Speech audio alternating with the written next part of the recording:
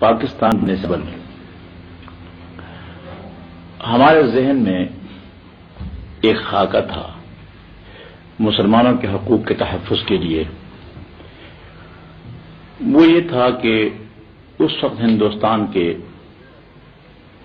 13 صوبے تھے. 6 صوبوں میں اکثریت مسلمانوں کی تھی اور 7 میں ہندو کی اکثریت تھی. تو اس طریقے سے ہمارا ایک فارمولہ جب ہند کا فارمولہ مشہور ہے چھپا ہوا اس زمانے کا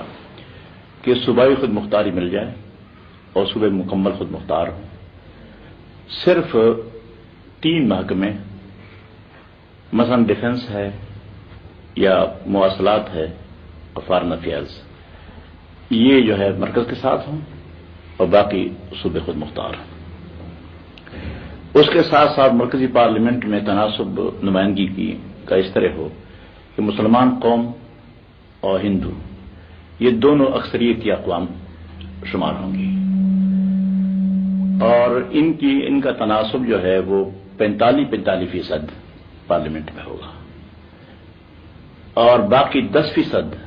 وہ دوسری اقلیتیں ہوں گی. تو اس طریقے سے خیال یہ تھا کہ ہندوستان ایک بھی رہے گا اور مرکزی پارلیمنٹ میں جو حقوق کے ضائع ہونے کا خطرہ تھا وہ بھی ٹل جائے گا اور صوبوں کی خود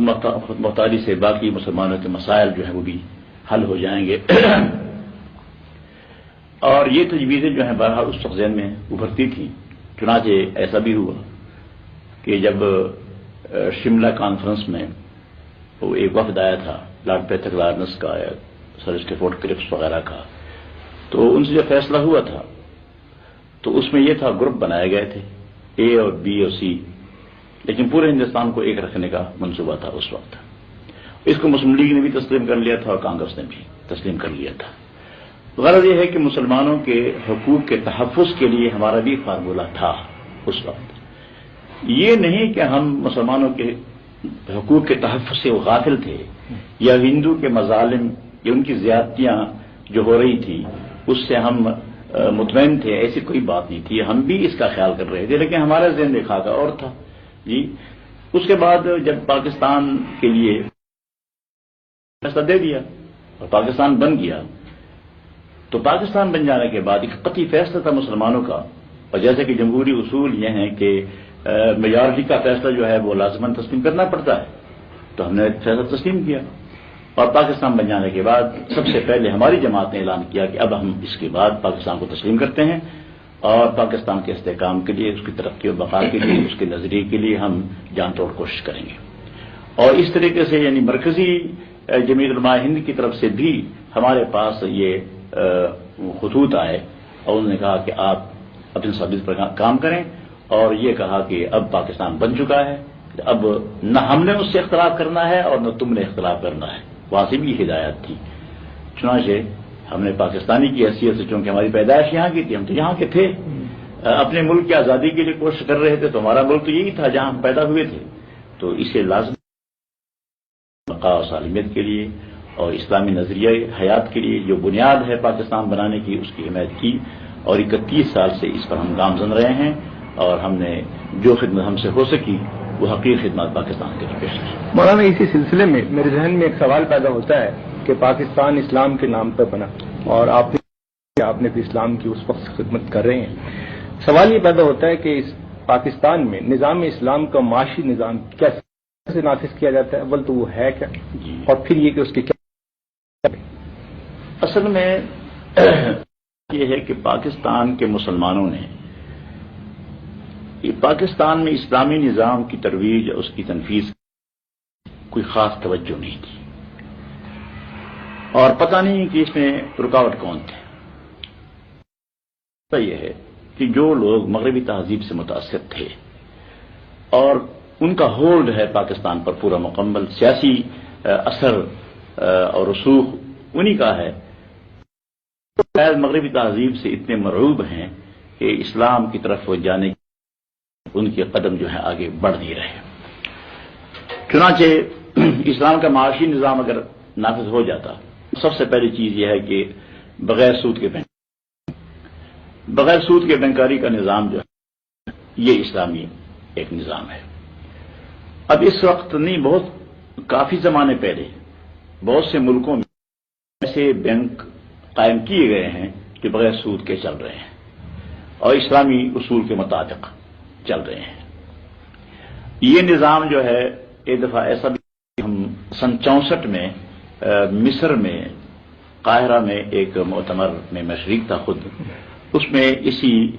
اسلامی بینکاری کا مسئلہ جو ہے وہ زیر بحث اور ایک مکمل بینک کا نظام وہ تجویز ہو گیا تھا اور اس کی پھر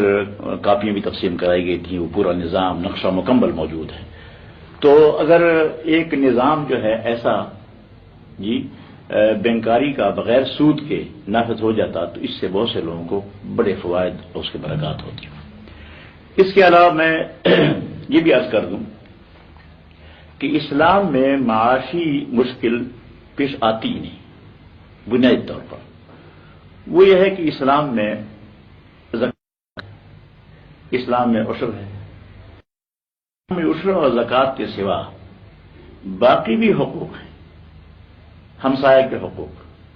چنانچہ حدیث میں آتا ہے من کان منکم یؤمن باللہ والیوم الآخر فلیحسن الی جارہ، کہ تم میں سے ایک جو آخرت پر اور اللہ پر ایمان رکھتا ہے وہ اپنے ہمسایہ کے ساتھ احسان کرے۔ ایک حدیث میں آتا ہے نبی کریم علیہ الصلوۃ والسلام نے فرمایا لیس المؤمن الذی یبیت شبعان وجارہ فی جنبہ جائع، کہ وہ شخص مومن نہیں ہے کہ خود اپنا پیٹ بھر کر سو جائے اور اس کا ہمسایہ میں سویا ہوا ہو بھوکا، وہ مومن نہیں ہے۔ چنانچہ صحابہ کرام نے اس کی نظیر ہمیشہ پیش کی، مثالیں موجود ہیں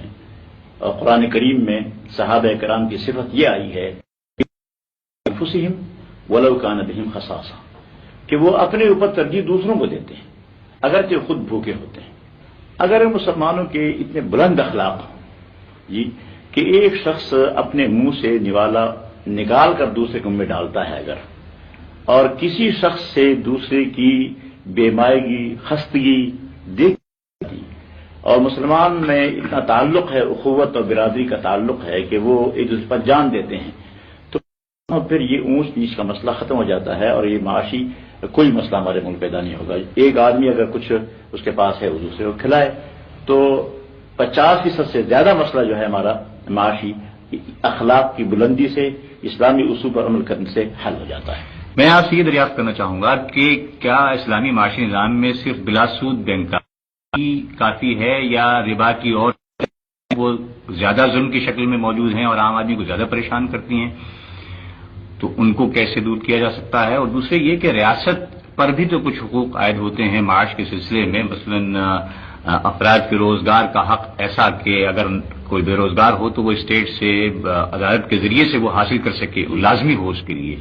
یہ بھی کچھ صورت ہے۔ تو یہ کس طرح سے یہ صورتحال یہ ہے کہ اسلامی حکومت جو ہوتی ہے، حکومت کی ذمہ داری ہوتی ہے کہ کوئی شخص ملک میں بھوکا نہ رہے، اس کو زندگی کی ضروریات مہیا کی جائیں، یہ حکومت کی ذمہ داری ہے۔ چنانچہ آپ کو معلوم ہے کہ تاریخی واقعات ہیں کہ حضرت عمر فاروق رضی اللہ تعالیٰ عنہ نے اپنے دور خلافت میں آٹے کی بوری بیت المال سے اٹھا کر گھروں تک خود پہنچائی ہے، اور آپ نے فرمایا ایک مرتبہ کہ لو مات الکلب جوعا علی شط الفرات لکان عمر مسئولا عنہ یوم القیامہ، کہ اگر دریائے فرات کے کنارے